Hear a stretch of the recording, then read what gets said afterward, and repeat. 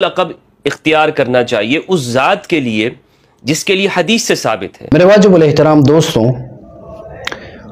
اس زمانے میں کچھ ایسے لوگ پائے جاتے ہیں کہ جو اہل حق کے شعر تو نہیں بن سکتے مگر وہ اہل باطل کے کتے ضرور بن چکے ہیں۔ بعض ایسے لوگ ہیں جو اہل سنت والجماعت کے لباس میں صحابہ کرام کے خلاف بولتے ہیں اور صحابہ کرام کے حوالے سے لوگوں کے دل و دماغ میں شکوک اور شبہات پیدا کرنے کی ناکام کوشش کرتے ہیں۔ جیسا کہ آپ لوگوں کو معلوم ہوگا کہ سید حضرت ابوبکر صدیق رضی اللہ عنہ جو تھے وہ جناب محمد الرسول اللہ صلی اللہ علیہ وسلم کا وہ سپاہی تھا جس کے بارے میں اللہ رب العالمین کی طرف سے جنت کی بشارت دی گئی تھی، اور حضرت ابوبکر صدیق رضی اللہ عنہ وہ صحابی ہے جس کو جنت کے 8 دروازے سے مرحبا کہا جائے گا اور ان کو بلایا جائے گا، اور جنت کے 8 دروازے جن کا استقبال کریں گے، جس کے لیے منتظر ہوں گے، وہ حضرت ابوبکر صدیق رضی اللہ عنہ ہے۔ حضرت ابوبکر صدیق رضی اللہ عنہ وہ ہے جو جنت میں سب سے پہلے داخل ہونے والا انسان ہونے کا اعزاز ان کو حاصل ہے۔ تو اب اگر کسی انسان کو دنیا میں جنت کی بشارت دی گئی ہو، اس کا مقام اللہ اکبر کیا ہو سکتا ہے، لیکن کچھ کتے ان کے پیچھے بونگتے ہیں۔ لیکن دیکھیں، یہ اللہ رب العالمین کی کتاب میرے ہاتھ میں ہے، قرآن مجید۔ اس قرآن مجید کو اگر آج ہم صحیح صورت میں دیکھتے ہیں اور اس کو پڑھتے ہیں، یہ سب حضرت ابوبکر صدیق رضی اللہ عنہ کی برکت ہے اور ان کا کردار ہے جس نے امت تک یہ قرآن مجید اسی شکل و صورت میں ایک ایک حرف اس کا محفوظ کر کے امت کو پہنچایا۔ اس میں سب سے بڑا کردار حضرت ابوبکر صدیق رضی اللہ عنہ کا ہے۔ اور دیکھیں، اس قرآن مجید یعنی اللہ رب العالمین کے اس عظیم کتاب میں سب سے پہلی سورت جو ہے سورۃ الفاتحہ، اس میں اللہ رب العالمین کی فرماتے ہیں اہدنا الصراط المستقیم۔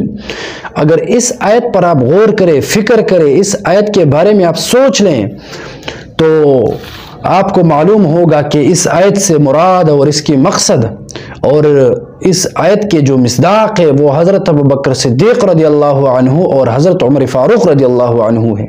تفسیر ابن کثیر اٹھائے، وہاں پر واضح طور پر لکھا گیا ہے کہ اس آیت کے مصداق حضرت ابوبکر صدیق رضی اللہ عنہ ہے۔ اسی طرح تفسیر قرطبی آپ اٹھائیں، اس میں واضح طور پر لکھا گیا ہے کہ اہدنا الصراط المستقیم سے مراد حضرت ابوبکر صدیق رضی اللہ عنہ کا راستہ ہے۔ اسی طرح تفسیر مظہری کو آپ اٹھائیں، اس میں واضح طور پر لکھا گیا ہے کہ اس آیت سے مراد اور اس کے مصداق حضرت ابوبکر صدیق رضی اللہ عنہ ہے۔ اب یہ ایک مولوی اہل سنت والجماعت کے لباس میں غیروں کے لیے کام کرنے والا، 2 ٹکوں پر پلنے والا غیروں کے، وہ اب اٹھ کر حضرت ابوبکر صدیق رضی اللہ عنہ پر اعتراض کرتے ہیں اور کہتے ہیں کہ وہ صدیق اکبر نہیں ہے۔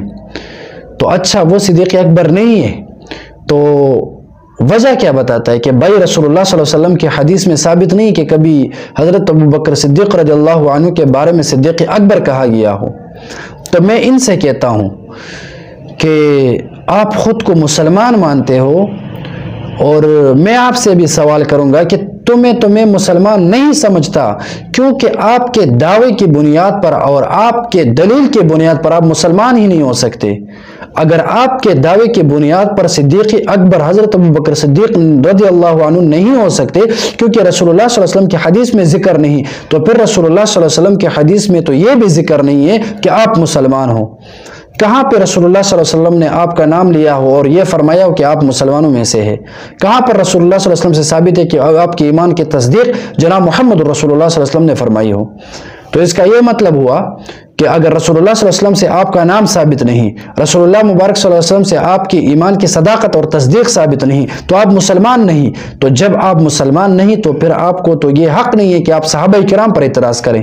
آپ ان لوگوں پر اعتراض کرتے ہو جن کے بارے میں جناب محمد رسول اللہ صلی اللہ علیہ وسلم نے واضح طور پر اپنا پیغام جاری فرمایا ہو۔ یہ ترمذی شریف دیکھ لیں آپ، میرے ہاتھ میں اس کی جلد نمبر 2 ہے، इसमें एक हदीस है, रकमुल हदीस है 3687 नंबर हदीस है। इसमें एक रिवायत मोहम्मद रसूलुल्लाह सल्लल्लाहु अलैहि वसल्लम की मैं आपकी हज़रात के सामने पढ़ता हूँ कि अन हुज़ैफ़ा रज़ियल्लाहु अन्हु क़ाल रसूलुल्लाह सल्लल्लाहु अलैहि वसल्लम इक़्तदू बिल्लज़ैनि मिन बअदी अबी बकर व उमर। रसूलुल्लाह सल्लल्लाहु अलैहि वसल्लम फरमाते हैं कि भाई आप हज़रत अबू बकर सिद्दीक़ रज़ियल्लाहु अन्हु की इक़्तिदा करें, उमर की इक़्तिदा करें, उनको फॉलो करें, उनके रास्ते को। तो जब कोई सिद्दीक़ अकबर न होता तो रसूलुल्लाह सल्लल्लाहु अलैहि वसल्लम कभी भी उनके रास्ते को फॉलो करने की बात नहीं फरमाते। मालूम हुआ कि सबसे बड़ा सिद्दीक़ अकबर हज़रत अबू बकर सिद्दीक़ रज़ियल्लाहु अन्हु हुए। इसी वजह से रसूलुल्लाह सल्लल्लाहु अलैहि वसल्लम ने उनको फॉलो करने का हुक्म तमाम उम्मत को दिया है। इसके अलावा आप देख लें दूसरी रिवायत भी इसमें मौजूद है, और ये रिवायत भी हज़रत हुज़ैफ़ा रज़ियल्लाहु अन्हु की रिवायत है कि रसूलुल्लाह सल्लल्लाहु अलैहि वसल्लम ने फरमाया फ़क़्तदू बिल्लज़ैनि मिन बअदी, कि पस आप इक़्तिदा करें उन लोगों की, उन दो लोगों की।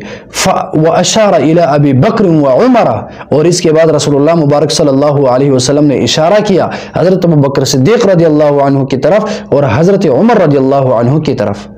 तो जब रसूलुल्लाह मुबारक सल्लल्लाहु अलैहि वसल्लम की हाथ मुबारक और उंगली मुबारक से जिसकी तरफ इशारा किया गया हो और ज़बान मुबारक से बताया गया हो कि इनकी इक़्तिदा करें, तो जनाब मोहम्मद रसूलुल्लाह सल्लल्लाहु अलैहि वसल्लम के नज़दीक सबसे बड़ा सिद्दीक़ अकबर वो रसूलुल्लाह सल्लल्लाहु अलैहि वसल्लम के नज़दीक हज़रत अबू बकर सिद्दीक़ थे। इसी वजह से रसूलुल्लाह सल्लल्लाहु अलैहि वसल्लम ने फरमाया कि इनकी इक़्तिदा करें, उनको फॉलो करें। तो अब आपको ये हक़ हासिल नहीं है कि आप लोगों के दिलो दिमाग में सहाबाए किराम के बारे में हसद और बुग़्ज़ और उनके बारे में मुसलमानों के दिलों को आप बदज़न करें, ये आपको हक़ हासिल नहीं है।